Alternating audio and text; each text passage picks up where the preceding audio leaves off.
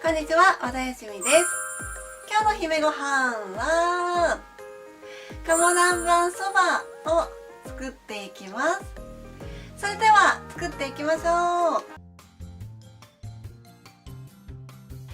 それでは解説していきます。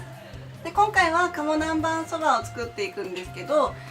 作る時のポイントなんですが、今回はスライスじゃなくてね、このコロコロした鴨肉が安かったのでそれを使っているんですけど、鴨肉ってこう加熱しすぎるとちょっと硬くなりやすかったりもするので、火を通せば通すほど硬くなりやすかったりもするので、加熱時間は最低限にしていただくといいんじゃないかなと思っております。でね、最近ね、たまに姫ご飯の DVD とあとオンラインサロンとどっちを買おうか迷ってますみたいなコメントいただくこともあるんですけど、だからね、こういうところで違いが出てしまうんですよ。DVD だったらね、絶対に鴨南蛮を作ろうと思ったらこういうコロコロした鴨肉は買わないわけですよ。今回はね、このコロコロした鴨肉が安かったからそばにしようみたいな感じだけど、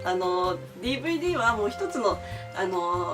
作品として見ていただきたいので、鴨南蛮を作るんだったらね、ちょっと高かろうがちゃんとスライスした鴨を取り寄せます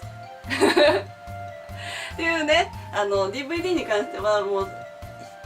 その時私が作れる最高傑作を作ろうと思ってるので、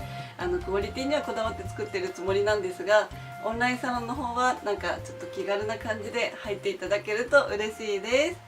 では完成です。できました。では味見していきます。ではいただきます。さすが鴨は美味しいお出汁が出ますね。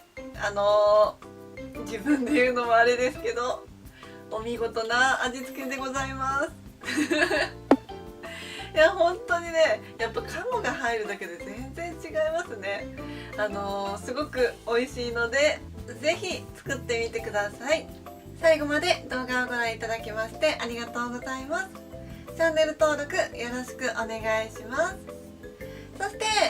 姫ごはんの公式 LINE アットが始まりました。